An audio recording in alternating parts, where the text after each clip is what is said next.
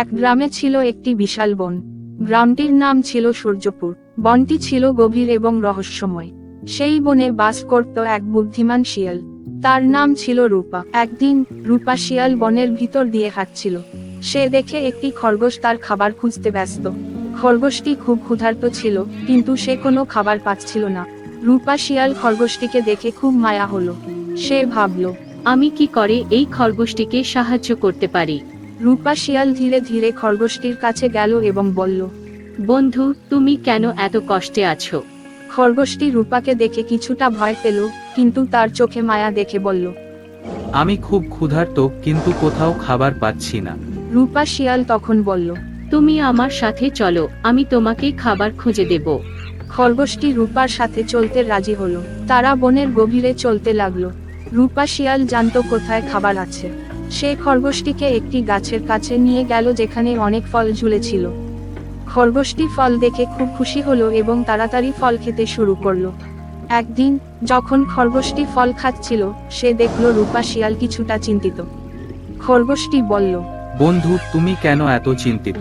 রূপা শিয়াল তখন বলল, আমি ভাবছি, আমরা সবাই কি এই বনে নিরাপদ আছি? যদি কোনো বিপদ আসে, আমরা কি তা মোকাবেলা করতে পারবো? খরগোশটি কিছুক্ষণ ভাবলো এবং তারপর বলল, তুমি ঠিক বলেছ, আমাদের কিছু করতে হবে যাতে আমরা নিরাপদ থাকতে পারি। রূপা শিয়াল এবং খরগোশ তখন সব প্রাণীদের একত্র করলো।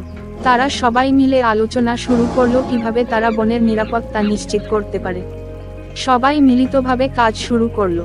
কেউ পাহারা দেবে, কেউ খাবারের ব্যবস্থা করবে, কেউ আবার আশ্রয় তৈরি করবে। এভাবে দিন কাটতে লাগলো। সবাই মিলেমিশে কাজ করছিল এবং বনের পরিবেশ ধীরে ধীরে নিরাপদ এবং আনন্দময় হয়ে উঠল। একদিন রূপা শিয়াল দেখতে পেল বনের বাইরে থেকে কিছু শিকারী আসছে।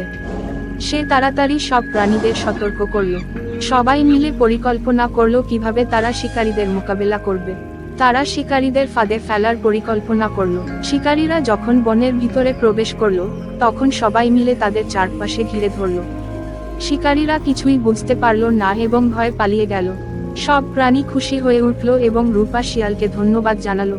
রূপা শিয়াল তখন বলল, বন্ধুরা, আমরা যদি সবাই একসাথে থাকি এবং একে অপরকে সাহায্য করি, তাহলে কোনো বিপদ আমাদের ছুঁতে পারবে না।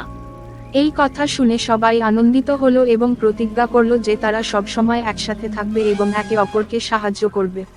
সূর্যপুর গ্রামের বনে এরপর থেকে আর কোনো বিপদ আসেনি। সবাই সুখে এবং শান্তিতে বসবাস করতে লাগলো। এরপর রূপা শিয়াল এবং খরগোশটি বনের রক্ষক হিসেবে পরিচিত হলো। তাদের বন্ধুত্ব এবং সাহসিকতা গ্রামের সব শিশুরা গল্প শুনে অনুপ্রাণিত হতো। তারা শিখল, একতা এবং বন্ধুত্বের মাধ্যমে কোনো সমস্যাই এত বড় নয় যে তা মোকাবেলা করা যাবে না। সেই বন এবং তার প্রাণীদের কাহিনী আজও সূর্যপুর গ্রামে বলা হয়। সেই কাহিনী শুনে সবাই একে অপরকে সাহায্য করতে এবং একসাথে কাজ করতে শিখে। এইভাবেই রূপা শিয়াল আর খরগোশটির বন্ধুত্বের গল্পটি শেষ হলো।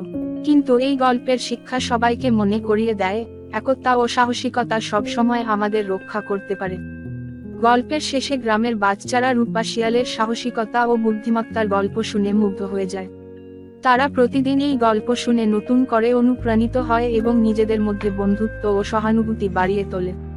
এভাবে সূর্যপুর গ্রামে সুখ, শান্তি ও নিরাপত্তা প্রতিষ্ঠিত হলো এবং সেই গ্রামের গল্প একটি শিক্ষণীয় বার্তা নিয়ে ছড়িয়ে পড়ল সবখানে।